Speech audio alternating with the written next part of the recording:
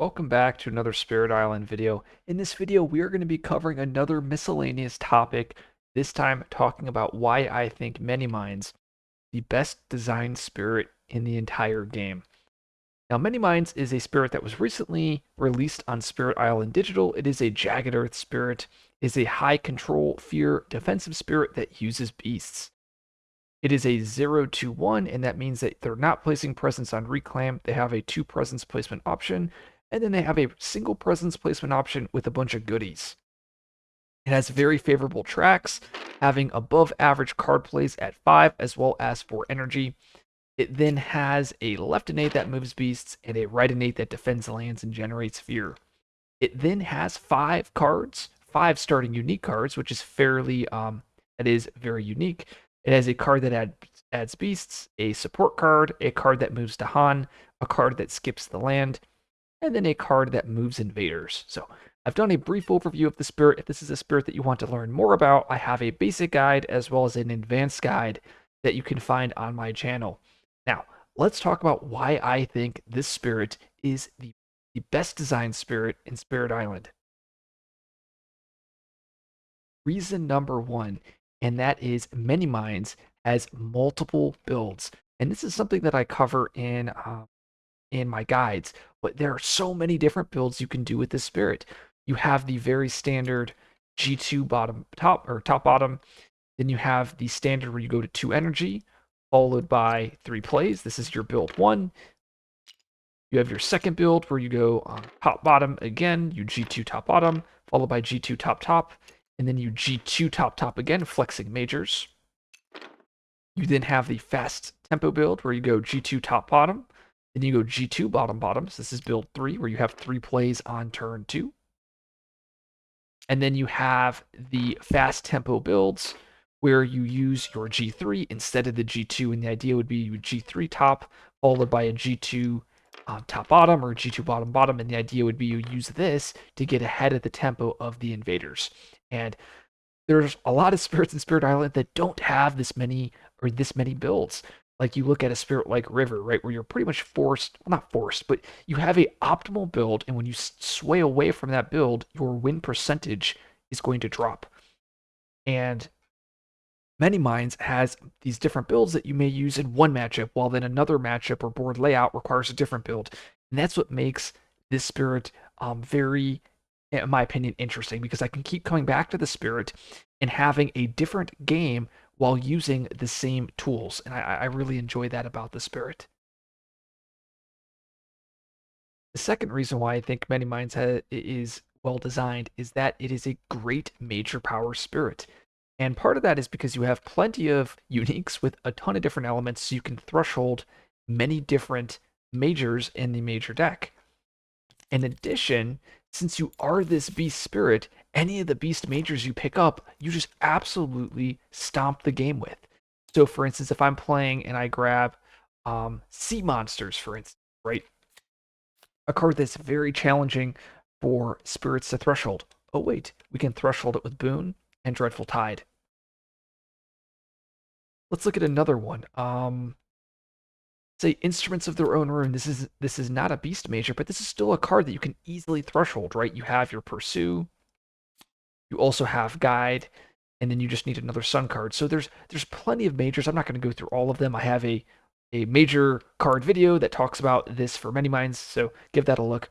But there are so many different majors that Many Minds can use, and like I said, you could also flex that major build and really you have a large emphasis towards those cards. The third reason is the spirit plays with Dahan. Now, this is more of a preference, but I find that spirits that interact with Dahan have more levers and or more what's the word? They have more decisions that you get to make with the spirit. For instance, I'm going to be using my guide and I want to move Dahan into the land that I'm defending. So there's a lot of micro decisions that this card allows me to make that I find very interesting. Spirits that just ignore Dahan, and there are some of them that do. Most spirits do interact with Dahan in some way, but there are some spirits that don't at all. And I find those spirits to have a little bit, they tend to be more superficial.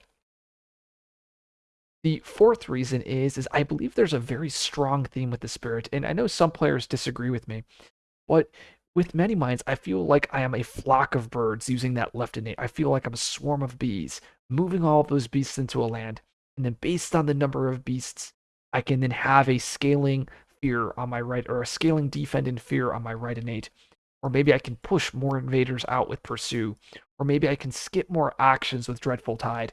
And I find that to be very thematic. In addition, your special rule of your sacred sites counting as beasts. It just feels thematic. Or, for instance, your first special rule, fly fast as thought, where because you're having birds or bees, they can move further when you gather or push them. It feels very thematic. I wouldn't say it's the strongest theme in the game, but it's definitely definitely has a very prominent theme. Roots is another spirit that I absolutely love, and I think the mechanics of the spirit are some of the best in the entire game, but I think the theme is very lacking. Many Minds has that strong theme, but also the strong mechanics and strong build diversity. So we're looking at number 5 is that it has a very strong presence placement game. Because remember, when you're placing presents for your sacred sites, these are going to count as beasts, and that allows you to play around beast events. So those cards that are going to do damage based on the number of beasts in your lands, like Prey on the Heedless here, or Beast's Attack, or Explorer's Blunder. There's plenty of cards that are going to reward you for proper presence placement, and I find that to be very fun and very engaging. And then also this leads me into the next number 6, and that is the spirit plays with beasts. You know, like this, or you get to play around beast events. You get to always be thinking about those cards while making your decisions. Like not only are you trying to defend lands and move beasts and play your cards, but you're also trying to think about that event deck and how can you maximize the chance, or how can you maximize when you hit on that low chance of Prey on the Heedless. And I really do enjoy that. Another reason is you have Bedevil, Boon of Swarming Bedevilment, and this is a support card. So not only are you doing all of those other things, you have a way to help out the team. And Boon of Swarming Bedevilment is it's a card that you want to play because of your left innate. You really want the water and animal, but it's a card that in multiplayer it doesn't benefit you at all, but it will benefit the team. And being able to talk and engage with your teammates and discuss how can they plan around this card turns in advance of you playing it, I find is very interesting. Another thing that I like about Many Minds is it has so much movement from that first special rule, being able to move beasts all over the place, and that allows for awesome cross-board play. Many Minds can easily jump onto other boards, easily support and help other spirits. So this is a spirit that can always um, fix problems for other spirits. Of course, you are sacrificing on your own board to do stuff like that, but it's something that if you're looking for a spirit that engages well with the team, Many Minds can do that too.